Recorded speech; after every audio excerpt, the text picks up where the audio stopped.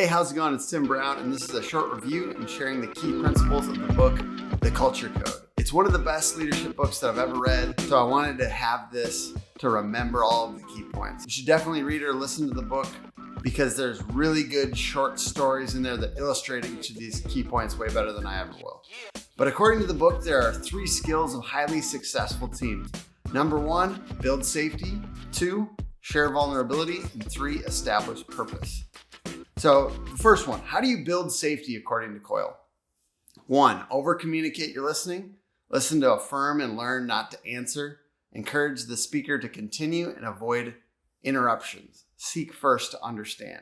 2, spotlight your fallibility early on. Don't hide your weaknesses. To create safety, leaders should open up, show they make mistakes, and invite input from the team. 3, embrace the messenger. A vital moment for creating safety is when a group hears bad news. Instead of shooting the messenger, you need to embrace the messenger and thank them for the honest feedback. That way they will feel safe and share the truth with you in the future. Next, overdo thank yous. Great cultures say thank you often because it ignites cooperative behavior. Great leaders know how to recognize and thank employees who do little things well and that often aren't recognized for it. Next, eliminate bad apples. So he says to hire slowly and carefully, but don't tolerate any bad apples who hurt teamwork and detract from a safe culture. Just one bad apple can kill a culture. 6, everyone has a voice. Develop processes that ensure everyone on the team contributes. As a leader, this may be as simple as asking any silent member of the team for their input. And you can do that in a one-on-one session if the member won't share it with the group. All right, the next major bucket is sharing vulnerability. So number 7, under this one, avoid sandwich feedback. Many leaders share sandwich feedback, a positive employee attribute or success, followed by negative feedback that needs attention, and closing with another positive. The high-performing cultures that he talks about don't do this because if you do it, sometimes they can't hear the actual negative, constructive criticism. All right, so number 8 is be vulnerable with your team. Group cooperation is created by small, frequently repeated moments of vulnerability. So don't be afraid to show your team that you are human too. The team needs to know that it is safe to tell the truth. Another tip is to request feedback in a simple ask like, what's one thing that I can do to make you more effective? Asking for one thing makes it easier to answer. I screwed that up are the most important words any leader can say. All right, so number 9, over-communicate expectations. Don't presume that cooperation will just happen on its own. Be explicit and persistent about sending expectations for cooperation. Number 10, deliver negative information in person. This deals with the tension in an upfront, honest way that avoids misunderstandings and creates clarity and connection. Number 11, aim for candor and avoid brutal honesty.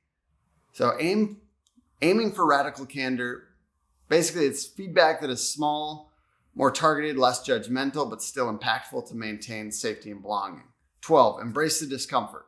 Hold project review and other feedback sessions to create habits of reflection and vulnerability. Get used to identifying the issues and opportunities so you can make improvements.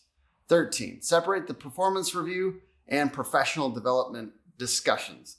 Performance evaluation often is a high risk and it has salary-related implications. So development conversations are about providing support and opportunities for growth. Linking these conversations muddies the waters. 14, occasionally disappear as a leader. Several leaders of successful groups make it a habit to occasionally leave the group alone at key moments. Forcing your team to not rely on you will make it stronger. Lastly, the major bucket is establishing purpose. So how do we do that? 15, name and rank your priorities. Leaders must establish a clear vision and target, and listing priorities is often a first step. Coyle notes that the greatest project is building and sustaining the group itself. Number 16, over-communicate your priorities. When executives were asked to estimate the percentage of employees who could name the top 3 priorities for the year, they predicted 64% could. When asked, it was 2%. Any large company will have similar results unless you're about 10 times as clear about your priorities as you think you should be. 17, figure out when to be proficient and when to be creative. Every group skill can be sorted into either a skill of proficiency or a skill of creativity. Proficiency is about doing a task the same way every single time. For this, leaders must spotlight the goal and provide clear direction. Creativity skills are needed when you are doing something that has never been done before. For creativity, leaders must provide support, fuel, tools, and be a protective presence. Know whether the key is proficiency or creativity and tailor your leadership accordingly. 18, Coyle says to embrace catchphrases. Encourage your team to identify a fun catchphrase that clarifies your mission and purpose. This will be memorable to the team and nudge their behavior towards what you seek to achieve. 19, focus on bar setting behaviors. It is often the simplest of habits that lead to large differences in an outcome. Leaders should focus on these details and reward the hard behind-the-scenes work done by members of the team. This work often sets the bar for the entire team effort. 20, measure what really matters. Avoid having metrics that lead to the wrong outcomes. For example, a metric focused on the number of customer calls answered per hour encourages short calls rather than successful outcomes. If you need one book on leadership this year, let it be The Culture Code by Daniel Coyle. I've read a ton of leadership books, and this is one of the best that I've ever read.